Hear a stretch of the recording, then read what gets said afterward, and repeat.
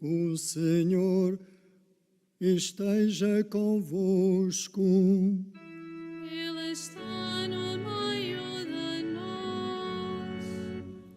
Evangelho de Nosso Senhor Jesus Cristo, segundo São Mateus. Glória a vós, Senhor. Naquele tempo, disse Jesus aos seus discípulos: Não julgueis e não sereis julgados. Segundo o julgamento que fizerdes, sereis julgados. Segundo a medida com que medirdes, vos será medido. Porque olhas o argueiro que o teu irmão tem na vista e não reparas na trave que está na tua? Como poderás dizer a teu irmão: Deixa-me tirar o argueiro que tens na vista, enquanto a trave está na tua? Hipócrita, tira primeiro a trave da tua vista, e então verás bem para tirar o argueiro da vista do teu irmão. Palavra da salvação. Glória a vós, Senhor.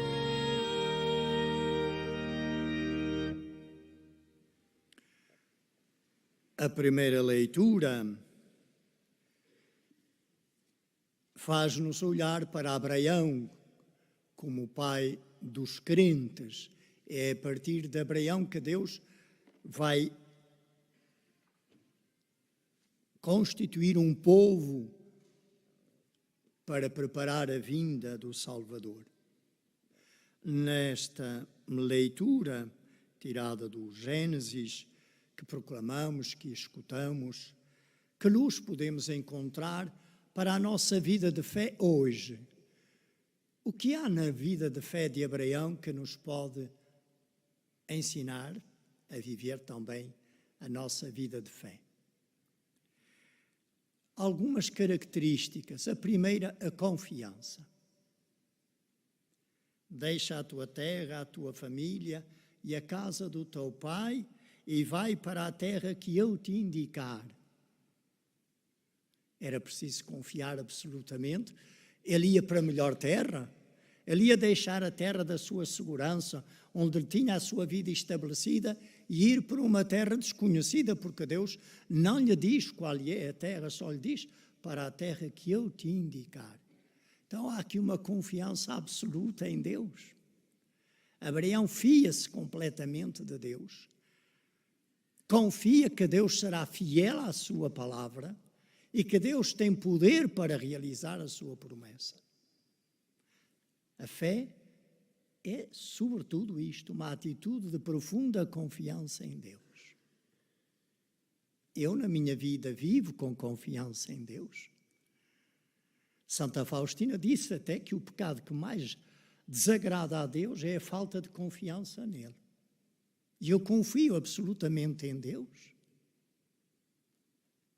pois posso aprender com Abraão a confiar. Mas esta confiança levou à obediência. Quem realmente acredita em Deus é alguém que obedece a Deus. Reparem a Virgem Maria. Ela confiou que Deus era o omnipotente e que podia fazer com que o seu Verbo eterno fosse gerado como ser humano no seu seio. A obediência da fé. Quem acredita é alguém que vive numa atitude de permanente obediência a Deus. De que põe a vontade de Deus à frente da sua própria vontade ou da vontade de quem quer que seja. Importa antes obedecer a Deus do que aos homens, responderam os apóstolos quando os quiseram fazer calar e não continuar a anunciar que Jesus ressuscitar. A fé é autêntica quando se traduz em sincera e pronta obediência a Deus. Abraão não perguntou mais, obedeceu só. É assim que eu habitualmente faço na minha vida. Se não é, pois aprendo com Abraão. confiança, obediência e esperança. Porque Abraão vai viver da esperança. Quando ele chega à terra de Canaã, diz, não, tem lá outros povos, a terra prometida por Deus, tem lá outros povos. E o que é que Deus lhe diz?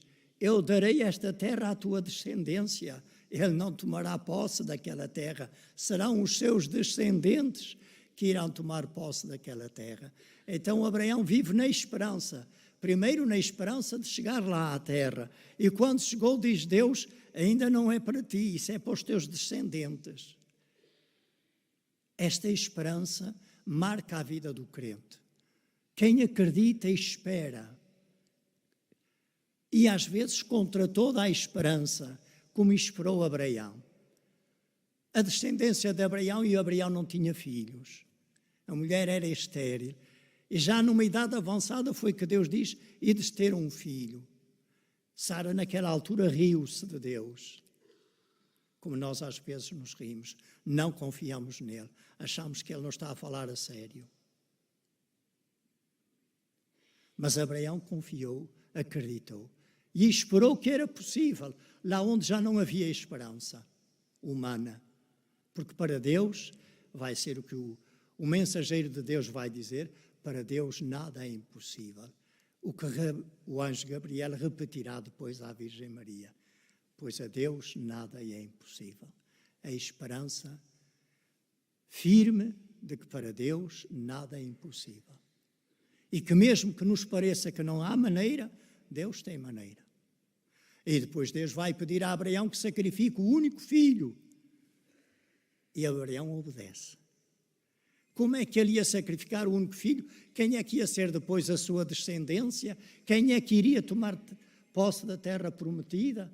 Mas Abraão confiou e esperou contra toda a esperança, como diz São Paulo. É assim que eu sou peregrino da esperança. Se eu sou capaz de pôr toda a minha esperança em Deus, eu torno-me neste mundo alguém que comunica esta esperança aos seus irmãos. Senão, não a posso comunicar, se eu a próprio não a trago no meu coração. A fé é sempre marcada pela confiança e pela esperança, pela obediência. Mas uma obediência que é feita de amizade, de amor. E é outra característica da fé de Abraão.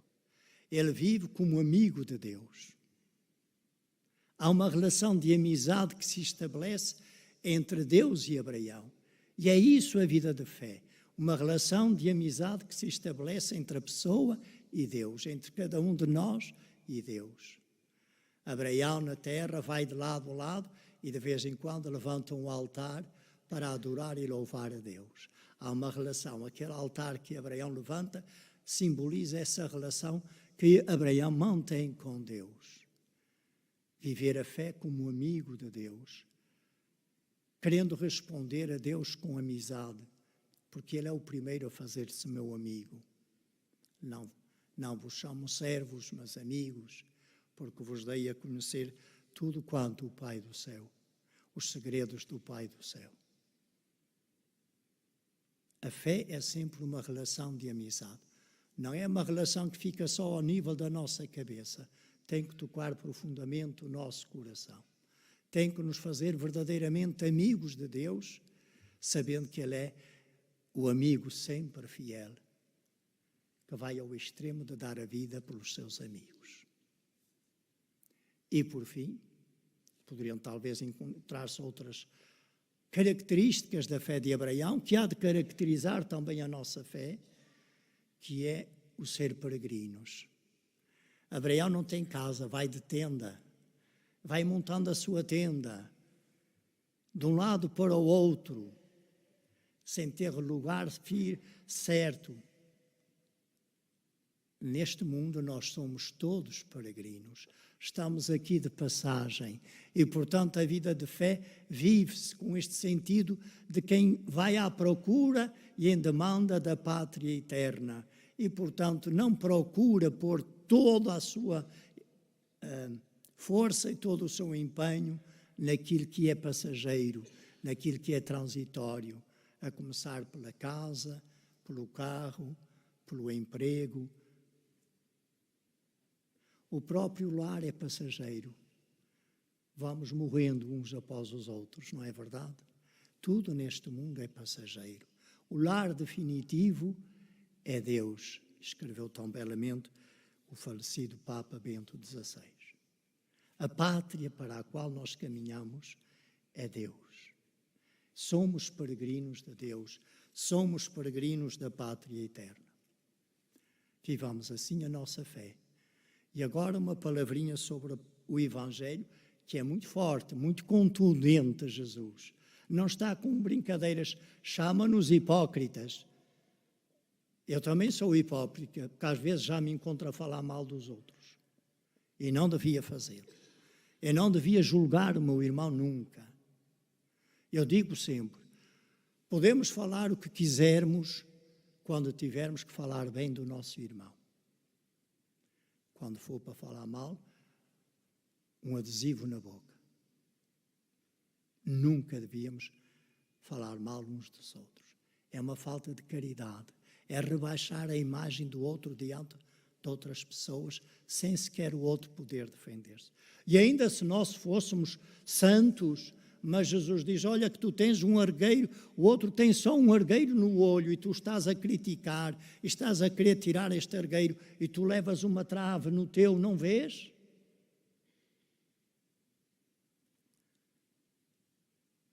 Há uma metáfora muito antiga que diz assim, todos nós trazemos 2 sacos enfiados na cabeça.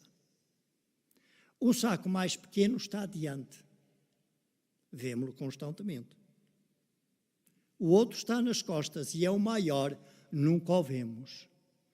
Pois o que está adiante é outra pessoa. Os meus defeitos estão todos nas minhas costas, eu não os vejo.